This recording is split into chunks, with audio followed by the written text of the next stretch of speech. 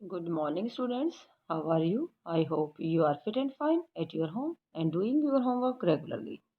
Students, today we start remaining part chapter 8. Our past old book के according ये हमारा chapter 9 है बेटा, न्यू बुक के अकॉर्डिंग हमारा चैप्टर 8 है ये। तो आपके पास जो भी बुक है उसको ओपन करें और लेसन को समझने की कोशिश करें। तो फर्स्ट वीडियो में आपके पास जो सेंड कर चुकी हूँ उसमें हमने आयरन टूल एग्रीकल्चर के बारे में रीड किया कि किन किन जो आयरन टूल्स थे उनका प्रयोग किया जाने लगा था 3000 ईयर्स एगो पहले एग्रीकल्चर के लिए। अदर स्टेप क्या किया गया, इंक्रीज प्रोडक्शन, उत्पादन को बढ़ाने के लिए नेक्स्ट स्टेप था वो इरिगेशन था। इरिगेशन के लिए यहाँ 4 पॉइंट दे रखे हैं। इन 4 पॉइंट को हमें यहाँ जो 9 स्टेटमेंट दे रखी है जो फिलअप्स है, जैसे थर्ड स्टेटमेंट फिल करनी है, 5 करनी है, 6 करनी है और 9 करनी है। तो ये आप अपनी बुक के अकॉर्डिंग यहाँ देखिए कि कौन सा इनमें से फिट होगा। जैसे हम देखते हैं तो इसको आप बुक में अपने आप फिल करेंगे। फिर who lived in the villages, गांव में कौन लोग रहते थे इनके बारे में हमने रीड किया। फिर हमने ये तमिल कंपोजिशन के बारे में, तमिल की जो रचना है उनके बारे में। फिर यहाँ finding out about city stories travellers scriptures and archaeologies, तो ये हम सब रीड कर चुके हैं कि जातक जो स्टोरी थी उनके द्वारा, स्टोरी के द्वारा हमें जो किसके द्वारा कंपोज की गई थी जातक स्टोरीज, ऑर्डिनरी पीपल के द्वारा, और written down and preserve by the Buddhist monk. उसके बाद इनको लिखा गया था, जो बुद्धिस्ट मॉन्क थे उनको प्रिजर्व करके रखा गया था। It is a part of जातक स्टोरी। तो यहाँ हम एक जातक स्टोरी का पार्ट रीड कर रहे हैं। नेक्स्ट पेज पर हम ये स्टोरी, तो स्टोरी क्या है ध्यान से सुनना है। क्लेवर पुअर मैन, एक गरीब चतुर आदमी, एक गरीब आदमी था, कैसे क्लेवर हो सकता है इसके बारे में हम यहाँ रीड करते हैं। वंस अपॉन ए टाइम, एक टाइम की बात है, there was a clever poor young man who lived in a city. एक जवान चतुर व्यक्ति शहर में रहता था। And his only resources was a dead rats, तो उसका जो काम का था वो मरे हुए चूहे के अलावा कुछ काम नहीं करता था। उसके पास कुछ भी नहीं था एक मरे हुए चूहे के अलावा। He started off by selling it for a coin to a hotel for their cat. तो उसने उस चूहे को, मरे हुए चूहे को एक सिक्के में एक होटल पर, उस जो होटल वाले की बिल्ली थी उसके लिए उसको बेच दिया। देन वन डे, तब एक दिन, देर वाज ए स्टोरम, एक तूफान आया, आंधी आई। The king garden was littered with branches and leaves. राजा का जो गार्डन था, बगीचा था, उसके पेड़ों की जो टहनियाँ थी, पत्ते थे, वो टूट कर, वो गार्डन था वो टूटे हुए पत्तों टहनियों से भर गया था। And gardener was at a loss as to how to clear the mess.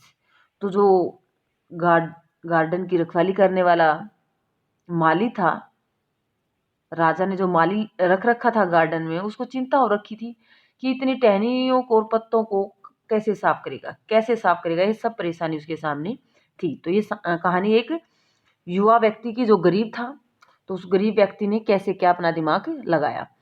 तो वो गार्डन का जो गार्डनर था, उसने माली था, उसकी चिंता हो चुकी थी वो कैसे इसको साफ करेगा इतने ज़्यादा टहनियों को और पत्तों को। The young man offer to clean the garden if he could keep the wood and leaves. Gardener agree at once. तो उस गरीब युवक ने माली से कहा कि अगर ये लकड़ी और पत्ते उसे मिल जाएं तो वह बगीचे की सफाई कर देगा। ये सारी टहनियाँ जितने भी पत्ते हैं उसको दे देगा माली, तो उस बगीचे की सफाई खुद कर देगा। The young man rounded up all the children who were playing. उस युवक ने वहाँ जितने बच्चे खेल रहे थे उन सबको इकट्ठा किया। With an offer of sweet for every stick. उसने कहा कि आपको एक एक टहनी इकट्ठा करने के बदले मिठाई मिलेगी। एंड लीव, पत्ते और स्टिक जो इकट्ठी करोगे उतने आपको मिठाई मिलेगी। दे कुड कलेक्ट, सभी बच्चों ने इकट्ठे किए। In no times every scrap had been neatly peeled near the entrance. तो इस प्रकार बच्चों ने एक एक तिनका इकट्ठा करके गेट के पास इकट्ठा कर दिया, टुगेदर कर दिया, इकट्ठा कर दिया, जहाँ से गार्डन के अंदर एंट्री करते थे। Just then the king potter was on the look out for fuel with which to bake his pots. तो तभी वहाँ से एक कुम्हार निकल रहा था, गुजर रहा था। तो कुम्हार को अपने जो बर्तन थे, कच्ची मिट्टी के बर्तन थे, उनको पकाने के लिए ईंधन की जरूरत थी। So he took the whole lot and paid the young man for it. तो जितना भी ईंधन इकट्ठा किया था उस युवक ने, वो सारा ईंधन, वो लकड़ी, वो पत्ते, वो उस कुम्हार ने खरीद लिए और उसके बदले उसको पैसे दे दिए। ओके। आगे क्या है कि our young man now thought of another plan, अब उस जवान ने एक दूसरी योजना सोची। He carried a jar full of water to the city gate, तो एक भरा हुआ बर्तन पानी का वह नगर के जो द्वार था, गेट था शहर का, उसके पास चला गया, नगर के द्वार पर गया। And offered water to 500 grass cutters, और जो घास काटने वाले लोग थे वहां पर 500 लोगों को उसने पानी पिलाया। एक जार लेके गया भरा हुआ पानी का, और वहां जो घास काट रहे थे 500 व्यक्ति, उनको वो पानी पिलाया। देवर प्लीज्ड एंड सेड, उन सब ने उसको धन्यवाद किया खुश होकर। एंड सेड, कहा, you have done us a good turn, आपने हमारे लिए बहुत अच्छा काम किया है। What can we do for you, अब तुम बताओ कि हम आपके लिए क्या कर सकते हैं। अब जितने भी 500 व्यक्तियों को उसने पानी पिलाया, उन सब व्यक्तियों ने कहा कि आपने हमें पानी पिलाकर बहुत अच्छा काम किया है, अब आप बताओ हम आपके लिए क्या कर सकते हैं। उस युवक ने, यंग व्यक्ति ने रिप्लाई किया, I will let you know when I need your help, मैं उस समय बता दूंगा जब मैंने आप लोगों की जरूरत होगी। He then made friend with the traders, तब वह एक जो व्यापारी था उसको उसने अपना दोस्त बनाया। One day the trader told him, एक दिन व्यापारी ने उसको बताया कि tomorrow he horse dealer is coming to town with 500 horse, कल एक बड़ा हॉर्स डीलर यानी कि घोड़े बेचने वाला व्यापारी 500 घोड़ों के साथ शहर में आ रहा है। हियरिंग दिस, ये बात सुनकर our young man went back to the grass cutter, ये बातें सुनकर वो वापस किसके पास गया, उन 500 व्यक्तियों के पास जिन्होंने घास काटने का काम किया था। He said, please give me A bundle of grass each and don't sell your grass till mine is sold, तो उसने कहा कि आप हर व्यक्ति मेरे को अपना एक एक घास का गट्ठर दे, एक एक घास का बंडल मेरे को दे दें, और अपनी घास किसी और को न बेचे जब तक मेरी घास नहीं बिक जाए। उसने कहा कि आप किसी और को मत बेचे, सारी घास मेरे को दे दे, और उस टाइम तक आप अपनी घास ना बेचे जब तक मेरी घास ना बिक जाए। दे एग्री, वो सहमत थे। Gave him 500 bundle of grass, उन सब ने उसको 500 बंडल दिए घास के। When the horse dealer could not buy grass everywhere, जब उस घोड़े वाले व्यापारी को कहीं से घास नहीं मिली, he purchase the young man grass for 1000 coins, तो उस व्यक्ति की 1000 रुपये में उसने वो सारी घास खरीद ली। तो इस प्रकार उसने दिमाग लगाकर कैसे छोटे छोटे काम करते हुए घास के गट्ठर को बेच दिया और अपने लिए पैसे कमाए। तो इस प्रकार एक गरीब था लेकिन चतुर था। तो हमें चतुर बनना चाहिए, अपने दिमाग का यूज अच्छे कामों में करना चाहिए। We can use other kind of evidence to find out about life in some of these early cities. तो इस प्रकार हम जो पुराने शहर हैं हमारे, उन शहरों में या नगरों के जीवन के बारे में अन्य रिसोर्सेज से दूसरे जो एविडेंस हैं उनसे पता लगाने की कोशिश करेंगे। स्कल्पचर्स, जो मूर्तियां हैं, craft scenes depicting people's live in towns and villages as well as in the forest. तो हम गांव में, शहरों में और जंगलों के में रहने वाले लोगों के जीवन की कुछ घटनाओं को देखते हैं कि कैसे जो मूर्तिकार हैं, स्कल्पचर हैं, वो मूर्तियों में उनको उकेर देते हैं, मूर्तियां बना देते हैं। मैनी ऑफ दीज, बहुत सारे sculpture were used to decorate railings, pillars, gateways of building that were visited by the people. तो इन मूर्तियों को, जो मूर्तियां बनाते हैं हम गांव, शहर या जंगल के लोगों के बारे में, तो ऐसी मूर्तियों को ऐसी बिल्डिंग के आसपास रखते हैं, जैसे बड़ी बड़ी बिल्डिंग है उनकी रेलिंग के आसपास, पिलर्स पर, या जो एंट्री गेट होते हैं वहां पर उनको सजाया जाता है जहां से लोग अंदर आते हैं। तो क्या मतलब होता है कि वहां उन लोगों को, जहां से लोग अंदर आते हैं कहीं भी किसी बड़ी इमारत में, बिल्डिंग में, तो उनको पता चले कि किस प्रकार की यहाँ पर मूर्तियां या सामान मिलता है। तो अभी यहाँ पे जो पिक्चर देख रहे हैं साइड में, इसको देखिए ध्यान से। एक स्कल्पचर्स सांची, एक सांची स्थान पर एक मूर्ति कला दिखाई गई है। This is sculptures from Sanchi, ये सांची की एक मूर्तिकला के बारे में दिखाया गया है जो मध्य प्रदेश में है। Site stupa as a Madhya Pradesh, इन्हें Madhya Pradesh showing the scene in a city, एक शहर के बारे में दिखाया गया है इसमें। You will learn more about Sanchi in chapter 11, हम इस सांची शहर के बारे में चैप्टर 11 में ज्यादा डिटेल से रीड करेंगे। नोटिस द वे वॉल और stone are they made of bricks, wood or stones. Now look at the railing are made of wood, describe the roof and the building.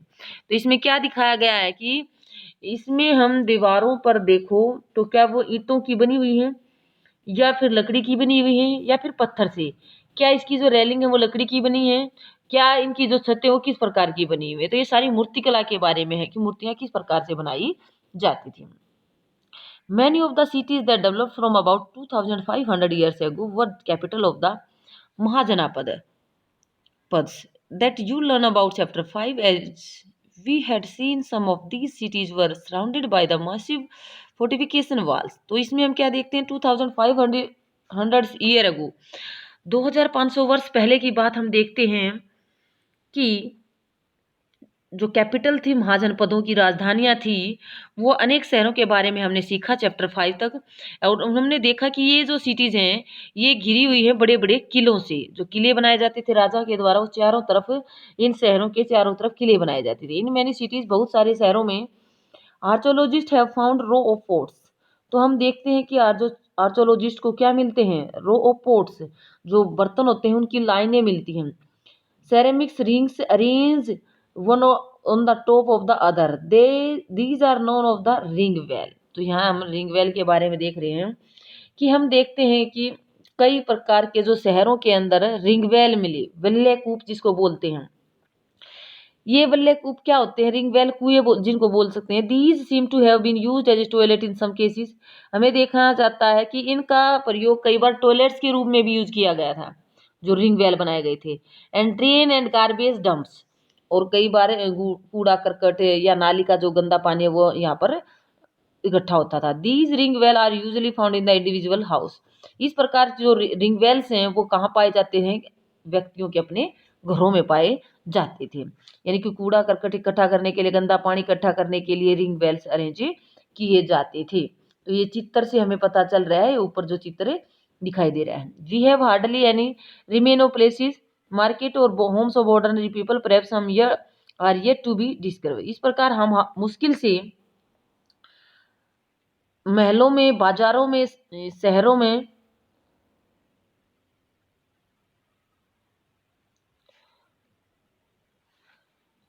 We have hardly, मुश्किल से, remains, बचे हुए, महलों के अवशेष बचे हुए हैं। मार्केट, इस प्रकार की जो बाजार थे, या इस प्रकार के जो घर थे, उनके जो साधारण लोगों के घर थे, राजा के महल थे या मार्केट थे, उनके अवशेष बहुत कम मिलते हैं। किसको, आर्चोलॉजिस्ट को। Perhaps some are yet to be discovered and archaeologists, other made of wood, mud bricks, thirst, may not have survived। तो वहाँ घर किस प्रकार के होते थे, कुछ कच्ची ईंटों के बने होते थे। जो ऑर्डिनरी पीपल थे उनके घर आर्चोलॉजिस्ट के द्वारा पता लगाया गया कि कुछ लकड़ी के बने होते थे, कुछ मिट्टी की ईंटों के बने होते थे, कुछ घास फूस के। तो वो घर तो ज़्यादा समय तक सर्वाइव नहीं कर पाते थे, उनके अवशेष नहीं बचते थे। मिट्टी में मिल जाती थी, घास फूस भी गड़ कर मिट्टी बन जाती थी। तो इस प्रकार कच्ची ईंटें थी, वो पानी के कारण खराब हो जाती थी। तो इस प्रकार जो उस टाइम के घर हैं, मार्केट है, महल है, वो ज़्यादा हमें नहीं मिलते हैं, उनके अवशेष नहीं मिलते हैं। Another way of finding out about early cities is from the account of seller traveller who visited them. तो कई बार इस प्रकार के शहरों के बारे में हमें जानकारी कहाँ से मिलती है, जो सेलर थे, नाविक थे, नाव लेकर दूसरे स्थानों पर घूमते रहते थे, ट्रेवलर थे, यात्रा करते थे, उनके द्वारा जो बताया जाता था, उनके बेस पर ही हमें पता चलता है। One of the most detail account that has been found was by the known Greek sailor. He describe all the port he visited. तो एक जो ग्रीक सेलर था, यूनानी नाविक था, जिसके द्वारा बताया गया था कि जिन जिन स्थानों पर वह घूमा है उनके बारे में उसने वर्णन किया है। पोर्ट मीन बंदरगाह, जिन जिन बंदरगाहों पर वो गया है उन बंदरगाहों का वर्णन उसने किया है। तो वो कौन कौन से बंदरगाह पे गया था, ये उस टाइम की चित्रकारी है, पत्थरों पर की जाती थी। तो वो सबसे पहले एक ब्रुच, जो मैप 7 में देखेंगे हम, तो इसके बारे में, वो शहर के बारे में बताता है। अब यहाँ एक स्टोरी आती है, स्टोरी ऑफ द बेरिगाजा। बेरिगाजा एक Greek name of the Baruch, जो यूनानी लैंग्वेज में ब्रुज बोलते हैं और उसको बेरिगाजा बोलते हैं। Gulf is very narrow at Barygaza. तो वहाँ एक खाड़ी के बारे में हम बात कर रहे हैं, बहुत ही नैरो है। And very hard to navigate for those coming from the sea. और यहाँ पर जो समुद्र से आने वाले यात्री थे, उनसे नाव चलाना बड़ा ही मुश्किल हो जाता था। समुद्र से यात्रा करते करते यहाँ एक गल्फ में, खाड़ी में नाव चलाना मुश्किल हो जाता था। Ship had to be steered in by skilful and experienced local fisherman who were employed by the king. तो राजा के द्वारा जो अच्छे स्किल, अनुभवी और कुशल व्यक्ति थे, जो मछुआरे थे, वहां पर वो जहाज चला सकते थे या जहाजों को ले जा सकते थे। बाकी दूसरे व्यक्ति जो अनजान व्यक्ति है कभी कभी आता है, वो यहाँ से नाव नहीं चला सकता था, जहाज नहीं चला सकता था। Import into Barigaja were wine, copper, tin, lead, coral, topaz, clothes, gold, silver, coins। तो यहाँ से जो बैरिगाजा जगह है, खाड़ी है, इस खाड़ी से किस किस चीजों को इंपोर्ट किया जाता था, दूसरे स्थानों पर भेजा जाता था? वाइन, शराब, कॉपर, तांबा, शीशा, टिन, लीड, ये सब जो चीजें थी, कपड़े, सोने चांदी के सिक्के का यहाँ से इंपोर्ट किया जाता था। एक्सपोर्ट फ्रॉम द टाउन, यानी कि पूछा जा सकता है कि बैरिगाजा शहर से किन किन चीजों को इंपोर्ट किया जाता है, किन चीजों को एक्सपोर्ट किया जाता है। Town include plants from the Himalayas, ivories, agates, cotton, silk, perfumes. तो इस प्रकार से जो एक्सपोर्ट था ये चीज़ों का किया जाता था। इसमें जड़ी बूटियां थी हिमालय से जो मिलती थी, हाथी के दांत होते थे, और कैरनेलाइन होती थी, कॉटन होती थी, सिल्क होती थी, और परफ्यूम होती थी। ये चीजें थी जो एक्सपोर्ट की जाती थी। और इंपोर्ट में wine, copper, tin, lead, coral, topaz होते थे।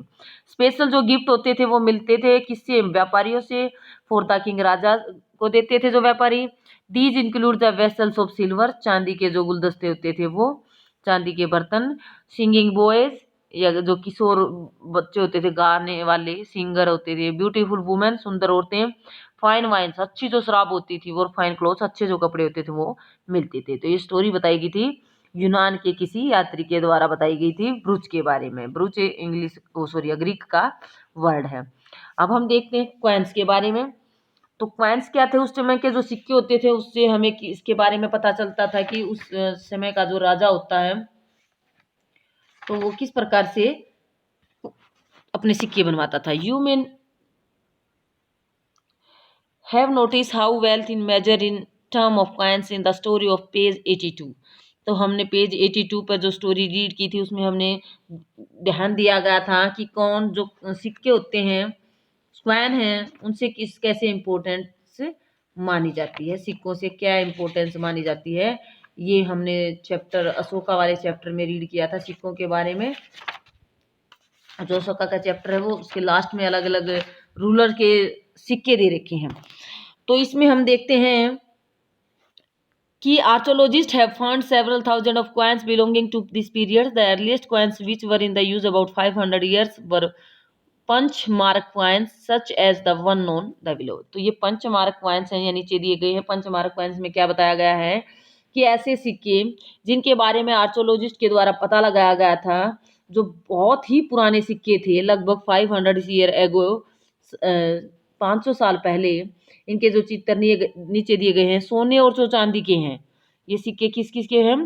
गोल्ड और सिल्वर के हैं। अलग अलग इस पर डिजाइन आकृतियां बनाई गई हैं। इनको आहत सिक्के यानी कि पंच मारक कॉइन के नाम से जाना जाता है। आहत सिक्के मीन्स पंच मारक, उसमें का जो निशान होता है उसके बारे में। तो यहाँ दे रखा है पंच मारक कॉइन्स वर जनरली रेक्टेंगल्स और समटाइम स्क्वायर्स। ये रेक्टेंगल आकृति के होते हैं, स्क्वायर आकृति के होते हैं, कई बार राउंड शेप के भी होते हैं। Other cut out of the metal sheet of made out of the flattened metal globals, a small spherical body. The coin were not inscribed but were stamped with symbols using dies और punches। तो इस पर कोई क्या दिखाया गया है, इसके जो सिंबल बनाए जाते हैं उसके अकॉर्डिंग उसे के रूलर के बारे में पता लगाया जा सकता है। ये पंच मार्क जो क्वाइंस हैं, these coin are found over most part of the subcontinent remain in the circulation till the early century CE. Common era से टाइम से पहले से इन सिक्कों का प्रयोग किया जाता था, उससे बाद में इसका प्रयोग नहीं किया गया था। ये थे पंचमारक के जो कॉइन होते थे। अदर मीन्स ऑफ एक्सचेंज, तो किन किन वस्तुओं को एक्सचेंज किया जाता था उस समय में? ये संगम साहित्य की जो बारे में बताया गया, संगम साहित्य में यहाँ दिया गया है। As the carry white paddy of their lands, यानी कि वो खेतों से सफेद धान गाड़ियों में ले जाते थे। To exchange it for the salt of others, इसको बदले में क्या लेते थे? नमक के लिए। Crossing the long roads in the carts, लंबे लंबे जो रास्ते थे उनको क्रॉस करते थे कार्ट्स गाड़ियों में। Through sand white as moon light, वहाँ का जो सफ़ेद रेत होती थी वह मून लाइट की तरह सफ़ेद होती थी। टेकिंग और फैमिलीज, वो पूरे परिवार को अपने साथ में लिए हुए। Wool hate to be left behind, और कहीं कोई पीछे न छूट जाए। The departures of the salt merchant leave the city empty. तो शहर से जो नमक के व्यापारी आते थे, यूं चले जाने से सिर्फ सन्नाटा ही रह जाता था। इस प्रकार की ये कविता की तरह दिया गया है। Salt are produce plentiful along the sea coast. जो ज्यादा नमक था वो ज्यादा उत्पादन किया जाता था सी कोस्ट पर, समुद्र के किनारे पर। ऐसे तरह एक तरह की कविता दे रखी है, पोइम दे रखा है। तो इसमें आज हम इतना ही करते हैं। वीडियो को ध्यान से सुनना है और समझना है। Okay students, thank you.